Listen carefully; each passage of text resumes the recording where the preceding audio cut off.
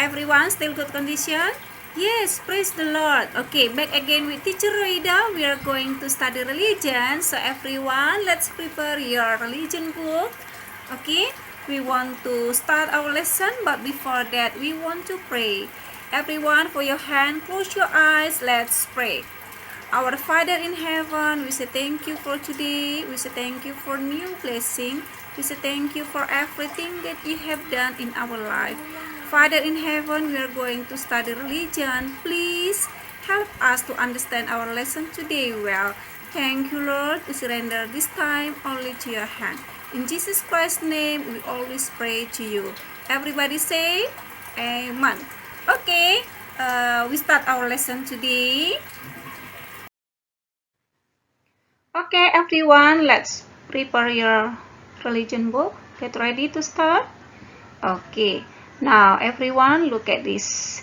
Our topic today, we are going to pembelajaran 8 ya. Semuanya buka bukunya dari buku religion kita pembelajaran 8. Oke.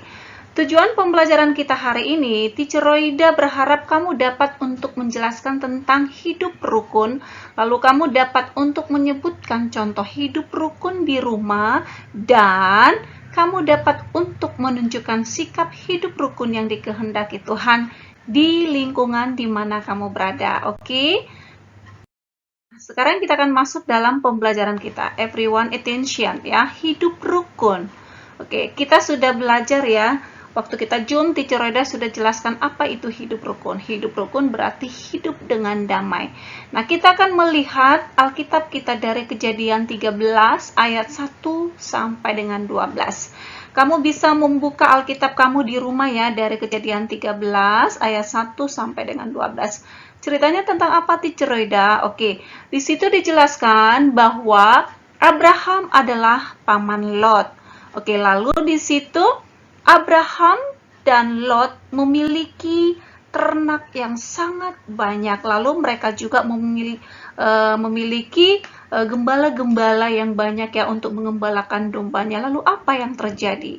Oke, karena mereka di sana tinggal di sebuah tempat yang bernama di tanah Negeb, ya, tidak terlalu luas sehingga para gembalanya itu berebut ya untuk membawa domba-dombanya supaya bisa makan. Nah, apa yang terjadi sehingga para gembala dari Abraham dan Lot itu menjadi bertengkar. Mereka berebut untuk tempat yang akan membawa domba-dombanya untuk makan ternak. Sehingga apa yang terjadi?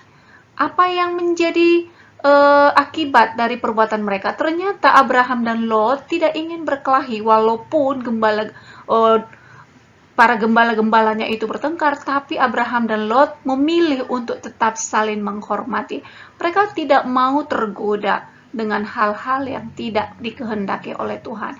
Mereka mau tetap hidup dengan rukun. Walaupun temannya yang satu bertengkar, kadang-kadang kamu mau kan ketika teman kamu bertengkar, lalu kamu jadi bermusuhan juga dengan temanmu itu Tuhan tidak mau. Kita harus belajar seperti Abraham dan Lot. Walaupun para gembala mereka bertengkar, namun mereka tetap saling menghormati. Mereka tidak mau tergoda. Lalu yang kedua, kita akan melihat ya dari kitab Rut. Oke, kamu bisa nanti membacanya di rumah ya. Kamu baca di rumah karena kita masih daring. Jadi kamu membuka sendiri Alkitab kamu dari Rut pasal pertama ayat 15 sampai 20. Dijelaskan di situ bahwa Naomi adalah ibu mertua Rut. Lalu Elimelek itu adalah suami dari ibu Naomi. Ibu Naomi mempunyai 2 anak laki-laki namanya Mahlon dan Kilion. Lalu anaknya itu menikah. Nama menantunya adalah Orpa dan Rut. Oke, jadi Orpa dan Rut itu adalah menantu dari Ibu Naomi. Apa yang terjadi di antara mereka? Oke, pada saat itu di Israel terjadi kelaparan sehingga mereka harus kembali ya. Mereka pergi dari tempat Israel. Nah, suami Rut itu meninggal, lalu kedua anaknya juga meninggal. Jadi tinggal hanya Rut dan menantunya. Lalu Naomi mengatakan, karena suamimu sudah mati, kamu kembali aja ke orang tuamu. Akhirnya Orpa itu salah satu menantunya kembali ke rumah papa mamanya. Tapi Rut Orang yang tidak percaya kepada Tuhan, dia tidak mau meninggalkan ibu mertuanya. Ruth mau tetap mengasihi Naomi, dia tetap mengikuti mertuanya.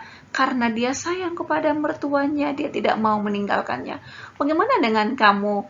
Apakah kamu mau tetap hidup saling mengasihi dengan saudara-saudara kamu? Ketika abang atau adik kamu memarahi kamu, apakah kamu mau mengampuninya? Yes, tentu saja. Pasti itu anak-anak Mark level adalah anak-anak yang bisa menunjukkan sikap yang baik. Nah, perhatikan, teacher akan berikan contohnya. Oke, bagaimana itu hidup rukun? Nah, perhatikan ya, kamu pasti bisa. Nah, ini adalah beberapa contoh hidup rukun. Pertama, ya, kamu bisa lakukan dimanapun, ketika di rumah, atau nanti ketika kita sudah masuk, ataupun di lingkungan. Kamu bisa untuk belajar bersama. Oke, lalu kamu bisa juga menunjukkan bisa berteman dengan siapa saja tanpa memandang perbedaan. Lalu kamu juga bisa berbagi dengan teman apa yang kamu punya. Ketika teman kamu tidak punya, kamu bisa berbagi. Itu adalah contoh yang bisa kamu tunjukkan, menunjukkan sikap hidup rukun. Dan yang berikutnya, mau bekerja sama. Nah, ketika kamu di rumah, ketika orang tua menyuruh kamu melakukan sesuatu, mau tidak kamu? Atau ketika ayah atau ibu menyuruh kamu, bahkan kamu menjadi bertengkar dengan abang atau adik. Ketika mama menyuruh, rapikan mainan kamu nak, lalu kamu menyuruh adik atau kakak kamu sehingga terjadi pertengkaran. Itu sikap yang tidak hidup rukun. Tapi ketika kamu mau melakukan sikap kerjasama, itu menunjukkan adalah contoh hidup rukun dengan saudara. Lalu yang berikutnya, contoh hidup tidak rukun. Perhatikan ya. Misalnya, bertengkar. Pernah bertengkar ini? Pasti. Seperti yang sudah kamu jelaskan. Bertengkar karena rebutan remote. Bertengkar karena rebutan mainan. Itu tidak baik. Oke, lalu yang berikutnya, ini mengejek teman. Ketika orang lain terjatuh, seharusnya kita harus menolong. Bukan justru menghina ataupun mengejeknya, menertawakannya. Sikap tidak baik. Lalu rebutan mainan. Dan yang ini tidak mau berbagi. Mainanku, mainanku, mainanmu, mainanmu. Kamu tidak boleh ikut dengan saya. Tidak mau hidup dengan rukun.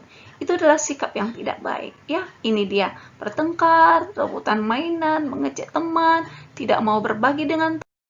Itu contoh tidak baik. Lalu, perhatikan, apa sih akibatnya teacher jika kita tidak hidup rukun? Orang yang tidak mau hidup rukun, ada akibat dari sikap perbuatannya. Yang pertama, oke, kita lihat ya di dalam Kejadian 4 ayat 1 sampai 16. Apa yang terjadi di situ? Kamu bisa membaca ceritanya tentang Kain dan Habel. Ya, ketika Kain iri kepada abangnya karena persembahannya tidak diterima, maka dia mulai benci dengan saudaranya. Lalu dia ingin membunuh, ya, dia ingin memukul adiknya. Itu adalah akibat hidup tidak rukun karena iri hati. Sikap yang tidak baik. Sama dengan Yusuf dan saudara-saudaranya. Oke, saudara-saudaranya merasa iri sehingga mereka membenci saudaranya Yusuf. Itu adalah contoh hidup tidak rukun. Kalau kita hidup tidak rukun, maka ada akibat yang akan kita terima. Misalnya yang pertama, kita dapat melukai teman kita. Kamu pernah melukai teman kamu? Itu hidup tidak rukun, ya. Lalu yang berikutnya, tidak mempunyai teman. Kamu tidak akan ada teman karena bertengkar terus. Lalu dijauhi oleh teman. Kemudian hidup tidak damai dan dibenci oleh teman. Teacher Reda berharap adalah anak-anak Mark level, orang yang hidup dengan rukun. Sehingga kamu akan terima berkat. Oke, pembelajaran kita sampai di sini ya Mark level. Teacher Reda berharap kamu bisa untuk melakukannya. Tidak ada petugas kita untuk hari ini ya.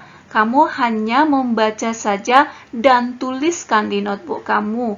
Thank you ya. Stay at home and God bless you all.